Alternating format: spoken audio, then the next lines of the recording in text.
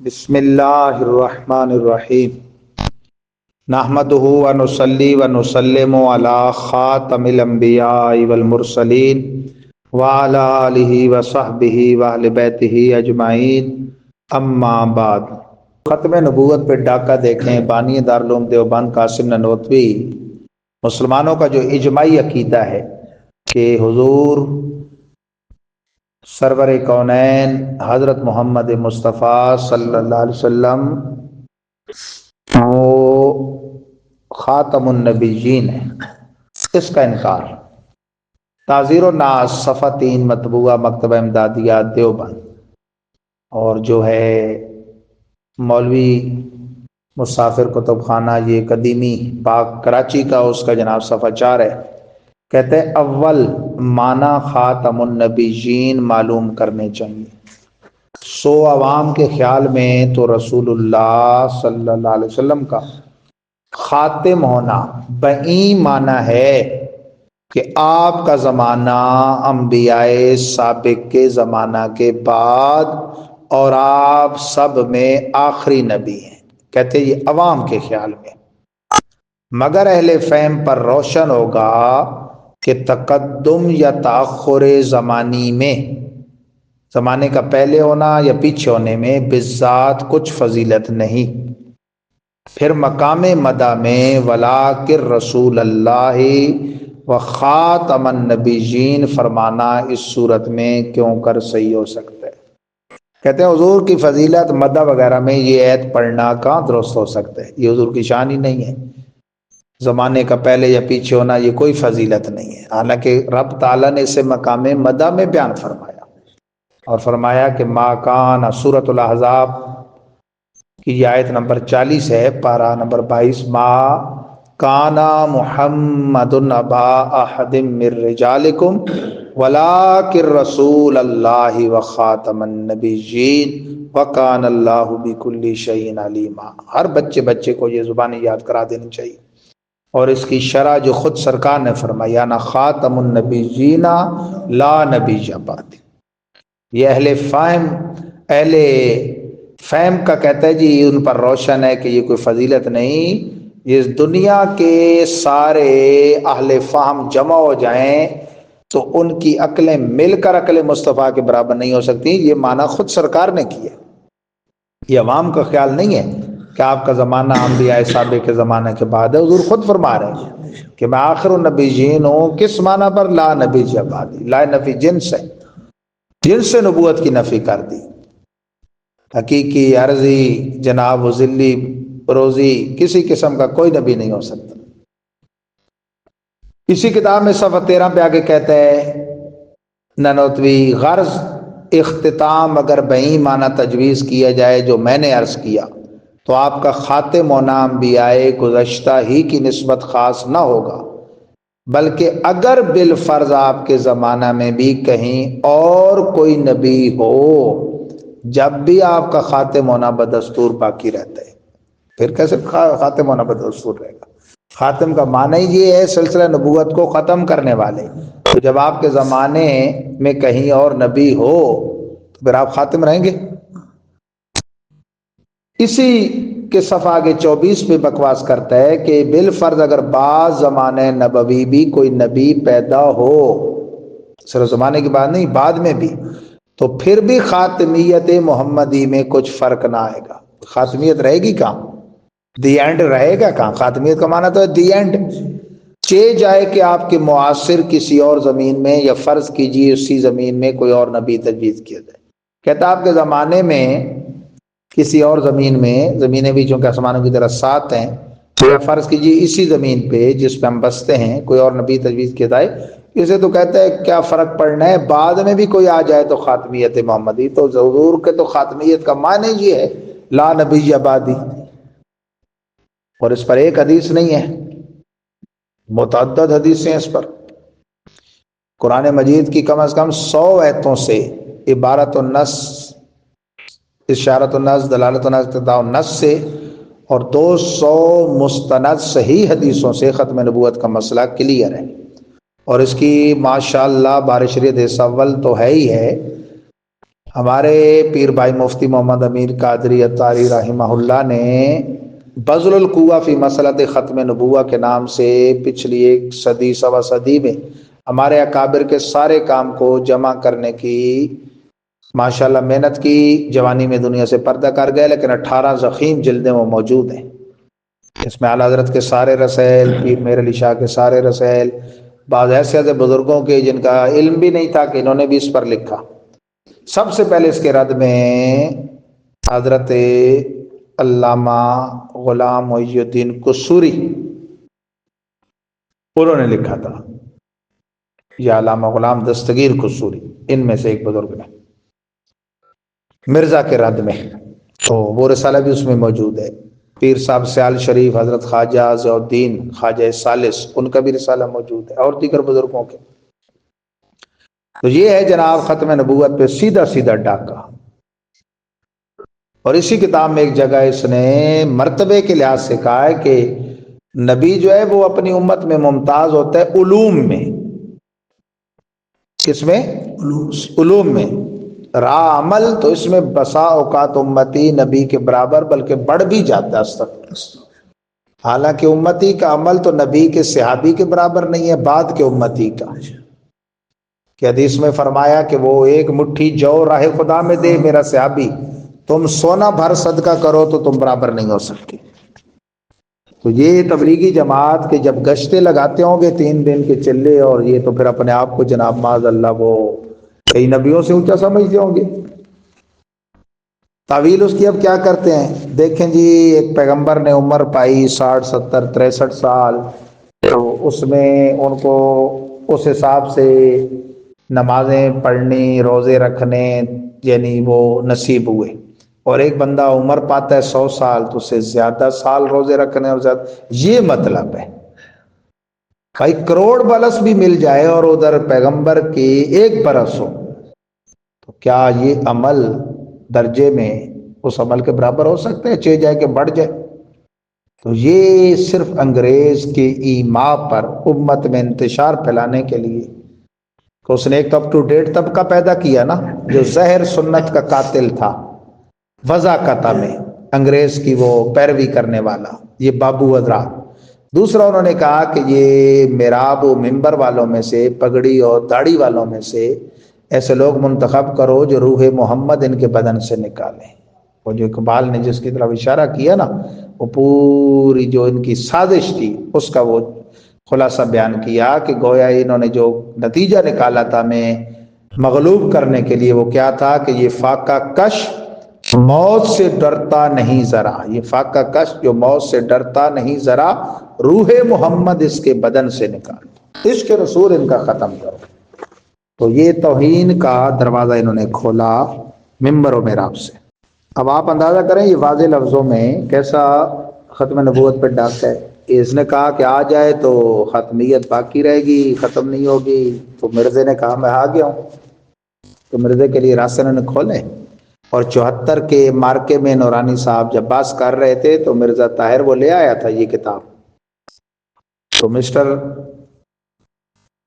Diesel کے ابے کے سامنے پھر نورانی صاحب نے کہہ دیا کہ اس کو تو ہم پہلے کافر کہتے ہیں، تاثیر الناس والے کو، جو کافر نہ کہا اسے بھی کافر کہتے ہیں. تو یہ بدبخت حالانکہ قاسم نانوتوی کو ماننے والا ہو کر اس نے وہاں پہ نورانی صاحب کا پیشانی چومی. تو بات یہ ہے، توجہ کریں آگے دیکھیں ان کو کس قدر بغض رسالت ہے. شیطان کے علم کو، ملک الموت کے علم کو حضور کے علم سے زیادہ مان رہے ہیں. رشید احمد گنگوئی اور اس کا شاگرد مولوی خلیل احمد امبیٹوی، اس امبیٹوی نے لکھا ہے اور رشید احمد کی تصدیق ہے. براہین قاطعہ صفحہ 51 مطبوعہ مطبع بلالی ساڈھورا کہتا ہے الحاصل غور کرنا چاہیے کہ شیطان و ملک الموت کا حال دیکھ کر، یعنی علم کی وسعتیں دیکھ کر، علم محیط زمین کا فخر عالم کو خلاف نصوص قطعیہ کے بلا دلیل محض کیا سے فاصلہ سے ثابت کرنا شرک نہیں تو کون سا ایمان کا اس سے. کہتا ہے ان کے حال کو دیکھ کر تو سمجھ آتی ہے کہ پورے محیط ہے ان کا علم، پوری زمین کو حضور کے علم محیط ماننا زمین کو معاذ اپنے قیاس فاسدہ سے ساری نصوص قطعیہ کے خلاف، نصوص قطعیہ گویا حضور کے علم کی معاذ اللہ نفی کر رہی ہیں. کہتے ہیں کون سے ایمان کیسے؟ شیطان و ملک الموت کو یہ وسعت علمی نص سے ثابت ہوئی. فخر عالم کی وسعت علمی کی کون سی نص قطعی ہے کہ جس سے تمام نصوص کو رد کر کے ایک شرک ثابت کرتے ہیں؟ جن جن ایتوں میں اللہ تعالیٰ نے علم ازلی حقیقی ذاتی کو اپنی طرف خاص قرار دیا اور غیر سے اس کی نفی کی، یہ وہ نصوص مراد لے رہے ہیں. کہتے ہیں ان ساری نصوص کو رد کرنے والی بات ایک شرک ثابت کرنے کی. تو کیا انبیاء کے علم کی نصوص نہیں ہے؟ وَعَلَّمَكَ مَا لَمْ تَكُنْ تَعْلَمْ وَكَانَ فَضْلُ اللَّهِ عَلَيْكَ عَظِيمًا کس کے لیے؟ سورۃ النساء. اے حبیب ہم نے آپ کو سکھا دیا جو کچھ آپ نہ جانتے تھے، اور یہاں پر اللہ کا فضل عظیم ہے. اور سورۃ تکویر میں فرمایا کل وما هو علی الغیب بدنی، یہ نبی غیب بتانے پر بخیل نہیں، غیب کا علم نہیں حاصل. تو پھر بخیل کا کیا مطلب کہ بخیل نہیں ہے؟ بخیل تبھی نہیں ہے کہ علم غیب ہے. اور اللہ تعالیٰ فرماتا ہے وما کان اللہ لیطلعکم علی الغیب ولکن اللہ یجتبی من رسلہ من یشاء. اے عام لوگو، اللہ کی یہ شان نہیں کہ ہر ایرے غیرے کو غیب پر مطلع کرے، ہاں مجتبی رسول کو غیب پر مطلع کرتے. تو ہمارے آقا سے بڑھ کر مجتبی رسول کون ہے؟ اور سورہ رحمان میں فرماتا ہے الرحمن علم القرآن خلق الانسان علمہ البیان. علامہ متعدی بدو مفعول ہے. رحمان نے محبوب کو قرآن سکھایا، انسانیت کی جان محمد کو پیدا کیا، اور ما کان و ما یکون کو انہیں بیان سکھائے. ما کان و ما یکون دو حدیں ہیں، ابتدا اور انتہا. اور قرآن جب سکھا دیا تو قرآن تو خود کیا اس کی شان ہے، لا رتب ولا یابس الا فی کتاب مبین. تو جس نے وہ کتاب مبین سیکھ لی پھر وہ ماننا پڑے گا، اس نے رتب و یابس سیکھ لیا. قرآن میں کیا انجیل کا علم نہیں ہے، تورات کا ساری کا علم نہیں ہے، زبور کا نہیں ہے، صحف انبیاء و مرسلین سب کا علم کس میں ہے؟ قرآن میں. تو وہ قرآن جب رب نے سکھا دیا تو چلو تم کہو بھئی ایک دفعہ سیکھ لیا تو پھر کیا بھول گئے؟ نہیں. سنقرئک فلا تنسیٰ، حبیب ہم جو پڑھائیں گے نا آپ بھولیں گے نہیں. تو ان کی تو یہ شان ہے کہ ان کو رب نے پڑھایا ہے. رب پر معلم کا اطلاق اصطلاح شرع پہ اس لیے نہیں کرنا درست کہ وہ عرف میں پیشہ ورانہ پڑھانے والے کو کہتے ہیں، لیکن رب نے پڑھایا اپنے حبیب کو. امی کا معنی یہی ہے. یہ دیکھو نا، یہ کراچی کا بد نصیب طارق مسعود تو نہیں ہے، وہ نامسعود ہے بلکہ مردود ہے.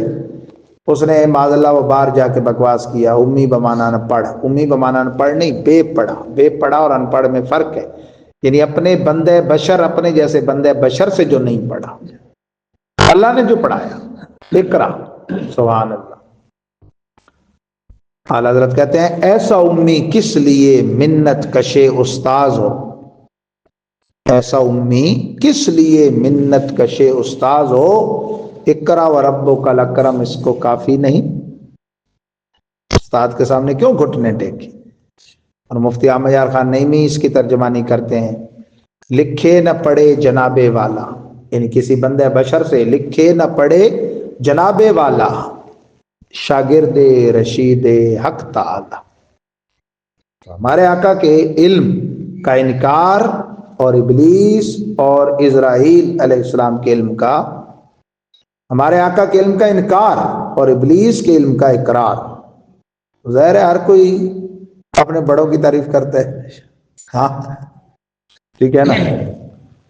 آگے لکھتا ہے اسی برائے نکاتے کہ اگلے صفحے 52 پہ پس اعلیٰ علیین میں روح مبارک کی تشریف رکھنا اور ملک الموت سے افضل ہونے کی وجہ سے ہرگز ثابت نہیں ہوتا کہ علم آپ کا ان امور میں ملک الموت کے برابر بھی ہو چاہے جائے کہ زیادہ. مرتبے میں حضور کے بڑے ہونے سے کہتا ہے یہ نہیں ثابت ہوتا کہ برابر بھی ہو چاہے جائے کہ زیادہ. اندازہ کرو.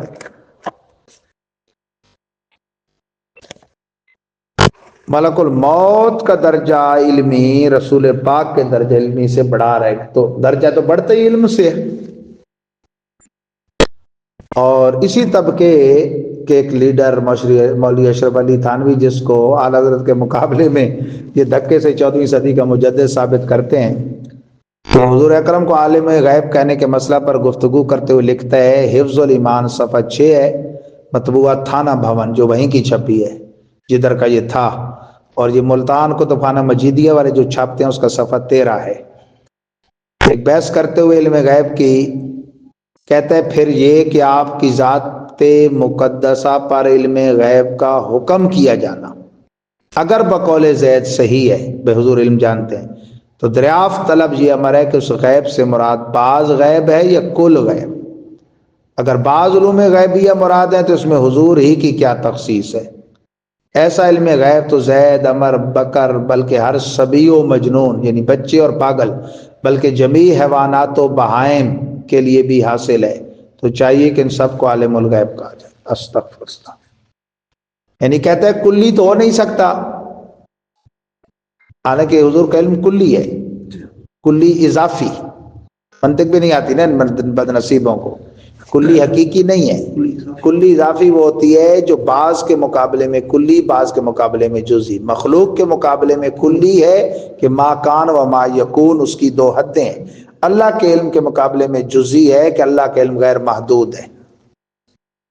تو کہتا ہے جزئی ہے، تو جزئی میں حضور کی کیا خصوصی ہے؟ یعنی حضور کا علم اللہ کے مقابلے میں بے شک جزئی ہے، لیکن کیا وہ خصوصی علم نہیں ہے؟ مخلوق کے مقابلے میں وہ کلی نہیں ہے۔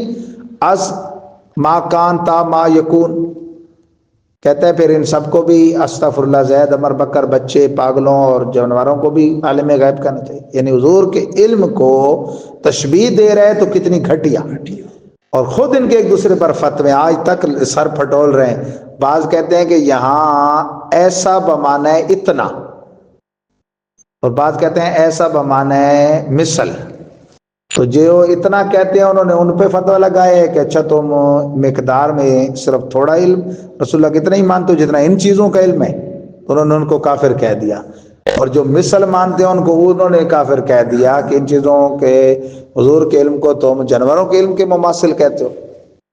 تو ایک مولوی کو بچانے کے لیے رسول پاک کی ذات پہ استغفر اللہ اعتراض انہیں قبول ہے، لیکن اپنے مولوی کی نہیں، اور پھر استاد بننے کے، حضور کے استاد بننے کا بھی ان کو شوق چڑھا ہے کہ وہ جو علم ہے نا ان کے بڑوں کے بقول تھوڑا سا معاذ اللہ بچوں جتنا، وہ بھی انہوں نے سکھائے۔ استغفر اللہ۔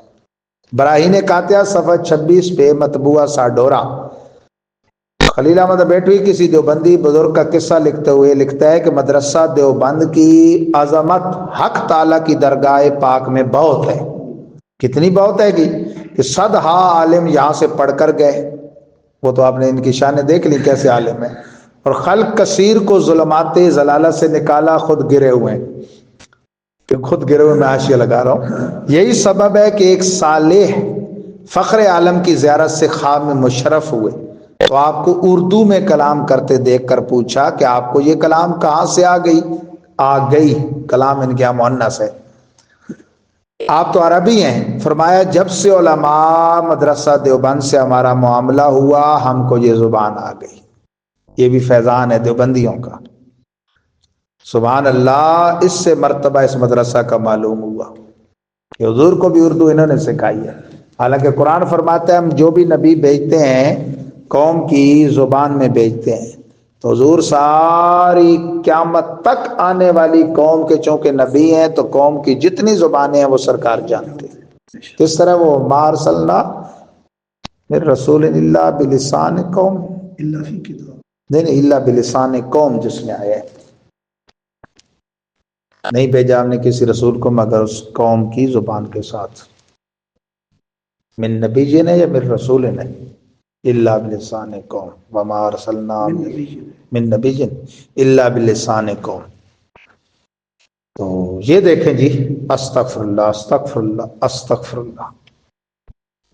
آگے چلیں تھوڑا سا، مولوی رشید احمد گنگوئی فتاوی رشیدیہ مبوب صفحہ 96، یہ ہے شامی کے درجے کا بندہ جی۔ لفظ رحمت للعالمین صفت خاصہ رسول اللہ کی نہیں ہے، دیوبندی مولویوں کو بھی رحمت للعالمین کہہ سکتے ہیں آپ۔ مولوی اشرف علی تھانوی قصص الاکابر جلد 1 صفحہ 66 اور صفحہ 106 پہ بھی 2 جگہ یہ بات کہتا ہے کہ حضرت گنگوئی حضرت صاحب کی نسبت حضرت حاجی امداد اللہ مہاجر مکی کی نسبت بار بار رحمت اللہ عالمین فرماتے تھے. فتویٰ تو اس کا یہی ہے تو عمل بھی یہی ہے. اور مولوی حسین علی بچرانوی بلغت الحران مقدمہ مبشرات صفحہ 8 پہ کہتا ہے رأیت انہ صلی اللہ علیہ وسلم یسکت فامسکت واسمت عن السکوت. استغفر اللہ، حضور کو میں نے گرتے ہوئے دیکھا پل صراط سے تو میں نے بچا لیا پکڑ کے. اور دیوبندیوں کا انوکھا درود سنیں جی. مولوی حسین علی ان اللہ و ملائکتہ یصلون علی النبی ایت کی تفسیر کرتے ہوئے لکھتے ہیں اول تو مومنوں کو کہا گیا کہ تم آفرین آفرین کرو. کہو شابہ شابہ حضور، جس طرح اللہ تعالیٰ اور ملائکہ آفرین کر رہے ہیں. یہ ترجمہ دنیا میں کسی نے کی ہے؟ ہاں یا رسول اللہ واہ واہ، تو نے اپنے اللہ کے حکم کی تعمیل کی. بلغت الحران صفحہ 266. اب یہ ان کے معاملات ہیں. عام مخلوق کے بارے میں ان کا نظریہ کیا ہوگا جو خدا و مصطفیٰ جل وعلا و صلی اللہ علیہ وسلم کے بارے میں یہ نظریہ رکھتے ہوں. آپ اندازہ کیجیے تو ان کے ما و شما کے بارے میں کیا نظریہ. آخری بات آج کی یہ ہے کہ اعلی حضرت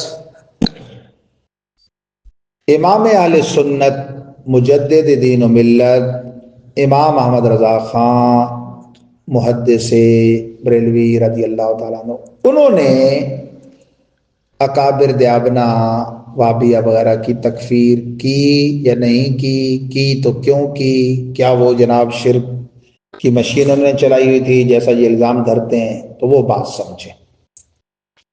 کل کے درس کے بعد بھی ایک سوال ہوا، اس کا بھی اس میں جواب ہے.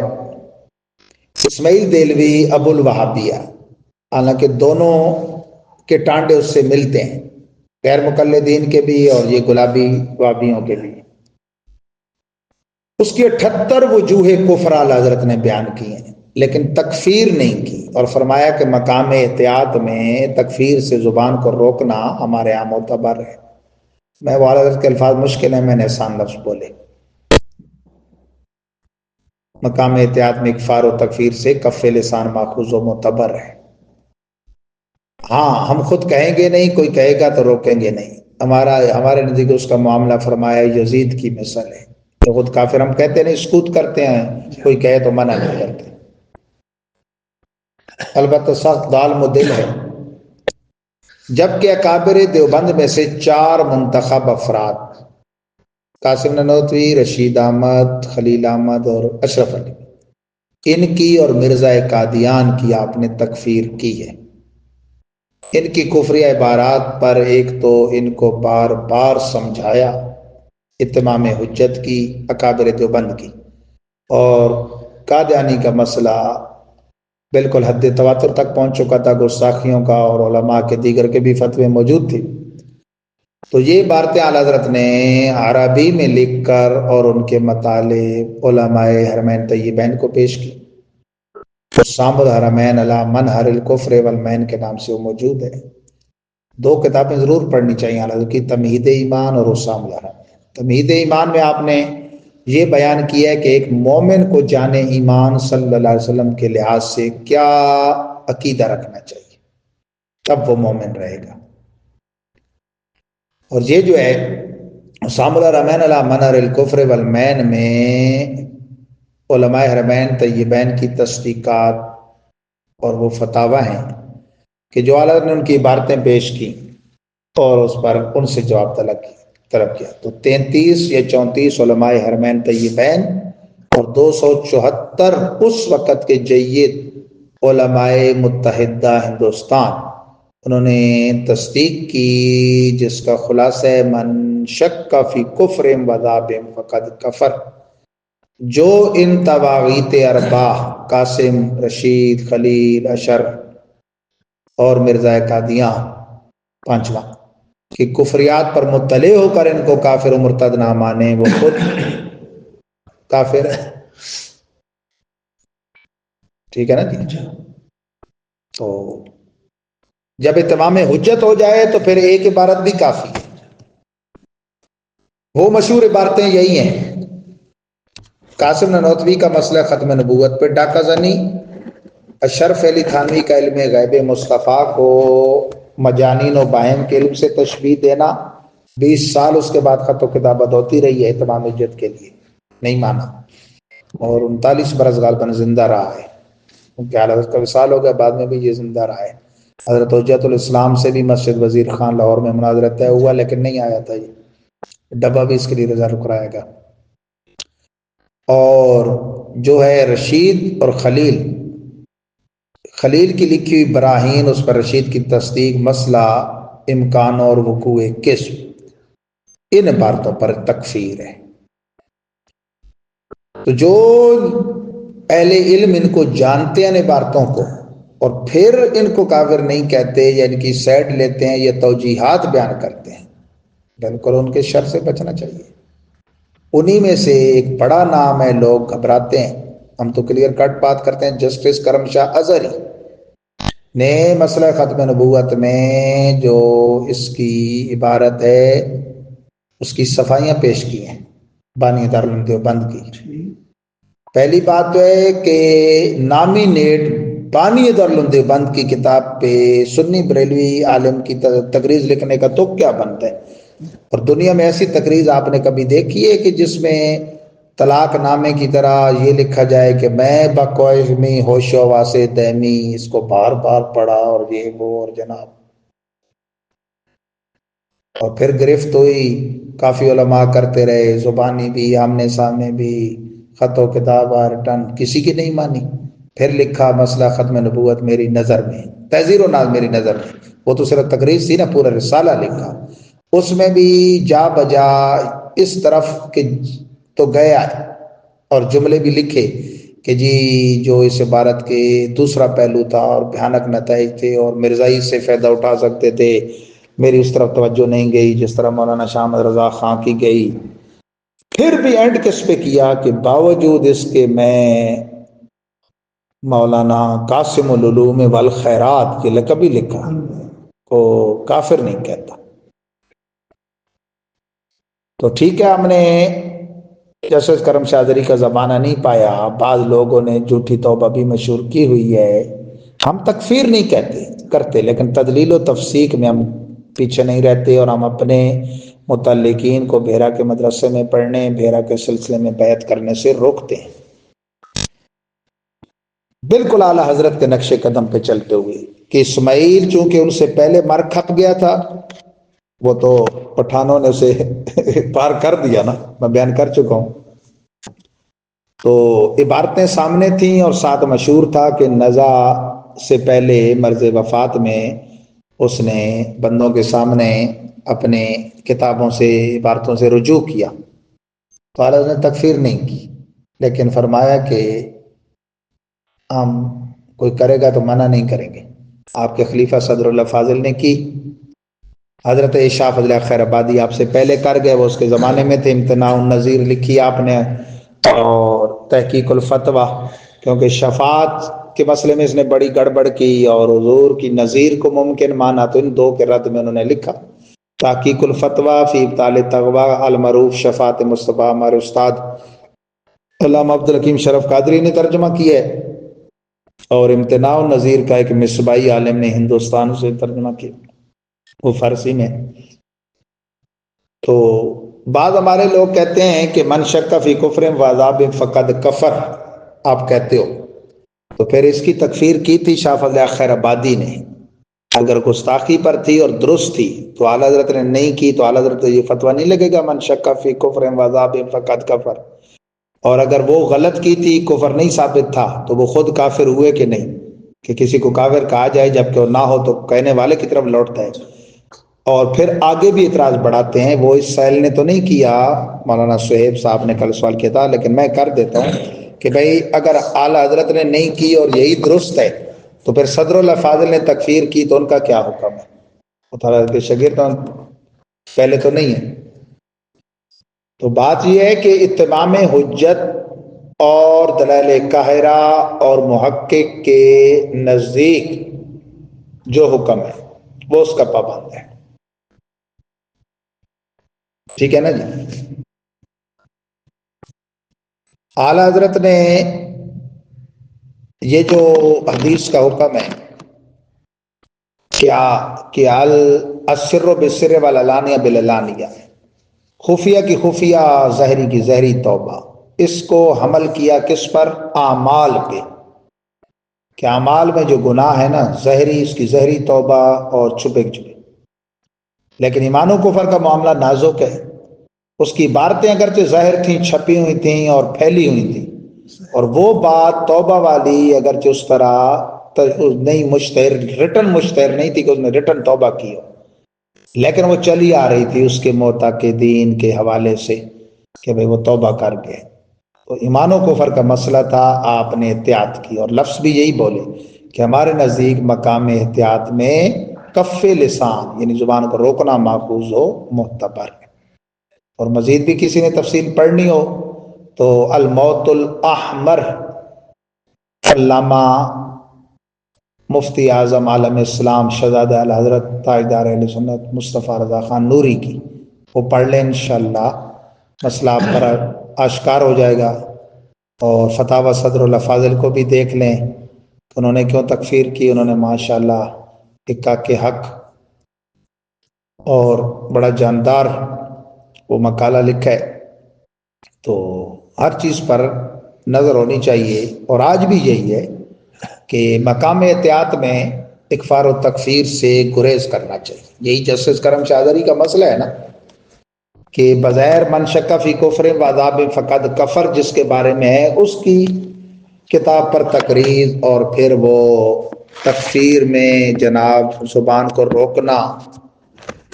تو ہم کہتے ہیں کہ اگر کوئی توجیہ تھی جسٹس کرم شاہ ازہری کے سامنے، تو ہم چونکہ وہ توجیہ اس پر ان کے لحاظ سے تمام حجت نہیں کر سکے، ہم نے زبان ہی نہیں پایا کہ ہم اس توجیہ کی بحث سن کے تمام حجت کر لیتے تو پھر ہم حکم لگاتے ہیں، ہم نے وہ سنی نہیں، ہم کف لسان رکھتے ہیں۔ لیکن چونکہ ہمارے سامنے وہ تقریض بھی موجود ہے، پھر القاب بھی لکھنے موجود ہیں، اور سب سے خطرناک بات تو یہ کہ خود ضیاء القرآن تفسیر کے اندر اللہ تعالیٰ کو معاذ اللہ ستم کر لکھا، اور مقدمے میں اہل سنت کے دو گروہ قرار دیے، دیوبندی اور وہابی، اور کہا کہ بعض فروعی مسائل پر عمر بھر ایک دوسرے کے خلاف لاٹھیاں لے کر نکل آئے اور عمریں تکفیر میں برباد کر دیں۔ تو خلیفہ اعلیٰ حضرت ابو البرکات سید احمد شاہ قادری کے پاس جلد اول لے کے جب تقریر کے لیے یہ صاحب گئے، اس ٹائم وہ پارے پارے چھپتی تھی، مقدمہ جلد پہلا پارا، وہ دیکھا انہوں نے تو انہوں نے کہا کہ مولانا میں کیسے کہہ دوں کہ اعلیٰ حضرت نے تکفیر میں عمر برباد کی، صدر الفاضل نے تکفیر میں عمر برباد کی۔ تو تقریر نہیں لکھی، لیکن ان کی طرف سے بھی تکفیر جسٹس کرم شاہ ازہری ثابت نہیں، جنہوں نے یہ خود پڑھا اور مصنف سامنے بیٹھا ہے۔ تو مقام احتیاط اس حد تک تھا۔ تو میں کہتا ہوں یہ جو آج کل ہمارے پاس ساتھی وہ بہت جلدی کرتے ہیں، اور جو تکفیر نہیں کرتے ان پر الٹا تان بھی کرتے ہیں، وہ کہتے ہیں جی ڈرتے ہیں، یہ بھائی ڈرتے کیا ہے جتنا کچھ مثلا میں نے یہاں کہہ دیا، ٹھیک ہے نا، میں نے کوئی کمی چھوڑی، لیکن تکفیر اور چیز ہے، بہت پرانی بات ہے۔ وہ ڈاکٹر طاہر القادری پر اب تو خیر بعض علماء نے تکفیر بھی کر دی، اس حد تک معاملات نہیں گئے تھے، یہ کرسمس اور یہ بلیویئر کہنا یہود و نصارہ کو، اور اس طرح مسئلہ دیت اور داڑھی کا، اور اس طرح کے، اور عورتوں کی حکومت اور وزارت صدارت کا قائل ہونا وغیرہ وغیرہ، اس طرح کے خرافات تھے۔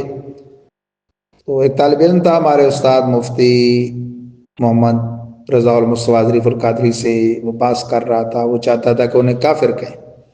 انہوں نے فرمایا یار میں تمہیں خوش کرنے کے لیے ایک ایسے بندے کو جسے دنیا لیڈر مانتی ہے، رہنما، میں کافر نہیں کہوں گا، میں گمراہ کہہ رہا ہوں، دال مدل کہہ رہا ہوں، گمراہ اور گمراہ گر، میں ڈرتا نہیں، ورنہ میں گمراہ اور گمراہ گر کیوں کہتا، لیکن اتمام حجت میں نہیں کر چکا اس کی باتوں پر کہ میں تکفیر کر سکوں۔ ہم بھی یہی کہتے ہیں جسٹس کرم شاہ ازہری لوگوں کا تو پیر ہے، ہم واضح کہہ رہے ہیں دال مدل، اس کی کتابیں گمراہی کا پلندہ ہیں اور تحقیق سے بھی خالی ہیں۔ سطحی انداز ہے بالکل. لوگ وہ جو مولوی خود کمزور ہوتے ہیں نا اردو میں، وہ متاثر ہو جاتے ہیں جی اردو ادب بڑا بہترین ہے جی، اردو ادب کو ہم بھاڑ میں ڈالیں. ہاں یہ اردو ادب ہے. قدرت کی ستم ظریفی، ستم ظریفی کا لغت میں معنی دیکھیں، ظلم سے اسے تعبیر کیا گیا ہے. ستم کہتے ہیں ظلم کو، ستمگار کس کو کہتے ہیں؟ ظالم کو. اور طرح طرح کی اٹھ پٹانگ. پاکان امت میں بھی قاسم نانوتوی کو کہنا ہے پاکان امت، اس امت کے پاک باز لوگ وغیرہ وغیرہ. تو پھر وہ مقدمہ ہی خطرناک ہے. شروع میں نے آپ کو بتایا ہے کہ کہتا ہے کہ یہ جو آگ لگی ہوئی ہے نا، اور یہ افراتفری اور یہ انتشار، اس کا سب سے خطرناک پہلو یہ ہے کہ اہل سنت کے دو گروہ آپس میں بعض فروئی مسائل پر لاٹھیاں لے کر نکل آئے اور تکفیر میں عمریں برباد کر دیں. اہل سنت کے دو گروہ کون ہیں؟ بریلوی اور دیوبندی کو ہی کہا جاتا ہے نا. تو یہ جو بعض مسائل ہیں یہ فروئی مسائل ہیں، یہ جو آج بیان ہوئے ہیں، اور یہ تکفیر عمریں برباد کرنے کے مستاق. استغفر اللہ. تو یہ ایسا نہیں ہونا چاہیے بندے کو کہ بھائی، اور بھی جاتے ہیں لوگ مصر جانے کا مطلب یہ ہے بھائی وہاں سے پلپلے ہو کر آ جاؤ.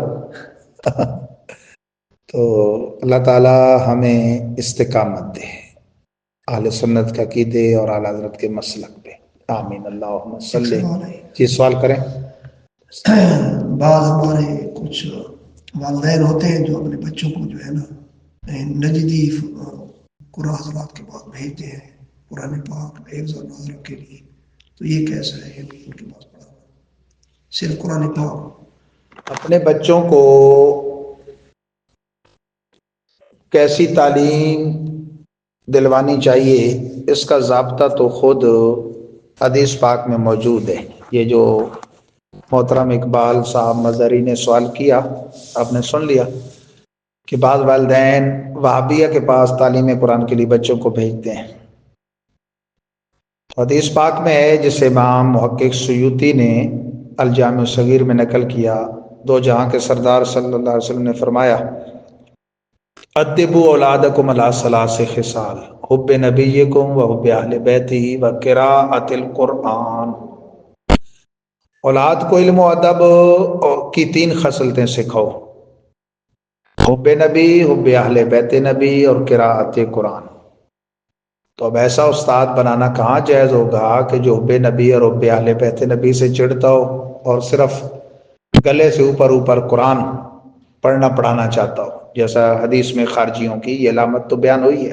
لا یجاوز حناجرہم یتلون کتاب اللہ رتبم ولا یجاوز حناجرہم. کتاب اللہ کو پڑھیں گے بڑا تر بتر، بڑے لے لگا کے سرے لگا کے، لیکن گلے سے نیچے نہیں اترے گا. تو چھوٹا نابالغ بچہ تو گناہ گار نہیں ہوگا کیونکہ اس پہ احکام شرع لاگو تب ہوتے ہیں جب بلوغت میں جائے، لیکن والدین گناہ گار ہوں گے. اور اگر بچہ گمراہ ہو گیا، بد مذہب ہو گیا، ساری ذمہ داری والدین پہ پڑے گی جب تک وہ بالغ نہ ہو جائے. بالغ ہو جائے تو پھر اس کی بھی ذمہ داری ہو جائے گی کہ وہ حق کو پہچانے اور گمراہی سے بچے، لیکن بنیاد والدین نے رکھی، انہیں لمحہ لمحہ گناہ ملتا رہے گا. اور یہ جو استاد کا اور پیر کا بہت اثر ہوتا ہے، اور صحبت کا. پھر جو قرآن پڑھانے والا استاد ہے بنسبت دنیا پڑھانے والے استاد کو اس کا زیادہ وہ احترام اور جذبہ ہوتا ہے ذہنوں میں.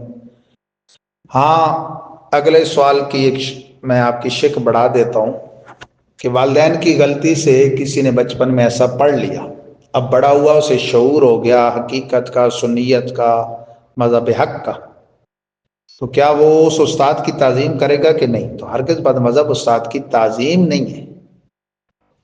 یہ فرشتوں نے ہمیں یہ سکھایا ہے. کس نے؟ فرشتوں نے. وہ کیسے؟ ابلیس لعین رائندہ درگاہ ہونے سے پہلے جب فرشتوں کے ساتھ رہتا تھا، اور قرآن نے وَإِذْ قُلْنَا لِلْمَلَائِكَةِ اسْجُدُوا کہ حکم میں مفسرین فرماتے ہیں یہ شامل تھا. اگر شامل نہیں تھا تو پھر اس کا کیا مطلب؟ ابا واستکبر وکان من الکافرین. یہ تو جن ہے لیکن اس حکم میں شامل تھا تغلیباً، کیونکہ یہ فرشتوں میں رہتا تھا، عبادت کرتا تھا، اور معلم الملکوت ہونے کا شرف بھی اس سے حاصل رہا ہے، فرشتوں کا استاد. لیکن جب رہندہ درگاہ ہو گیا تو آسمانی خبریں لینے کے لیے جب اوپر جاتا تھا نا، تو اس کے شاگردوں کو آرڈر تھا اس کو شہاب ثاقب ماریں اور اس کو بھگائیں. تو پتہ چلا کہ استاد بھی اگر شیطان ہو تو اسے شہاب ثاقب مارے جائیں گے. پتہ نہیں جب تک تو نہیں پتہ، جب پتہ ہے اور آپ بالغ ہو گئے، آپ پر احکام شرع لاگو ہیں، تو اس کی تعظیم تو کجا توہین واجب آپ پر بد مذہب کی. کیونکہ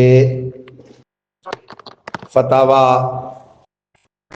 میں لکھا ہے، خلاصۃ الفتاوا وغیرہ میں، کہ جس نے بد مذہب کی تعظیم کی، مثلا مجوسی ہے نا، مجوسی، اسے کہا یا استاذ تبجیلا، کالا یا لمجوسی یا استاذ تبجیلا فقد کفر، کافر ہو جائے گا. تو تعظیم بد مذہب نہیں کی جائے گی. من وقر صاحب بدعت فقد اعان علی ہدم الاسلام، حدیث پاک میں جس نے بدعتی گمراہ بد مذہب کی تعظیم کی، اس نے اسلام کی عمارت گرانے پر مدد کی.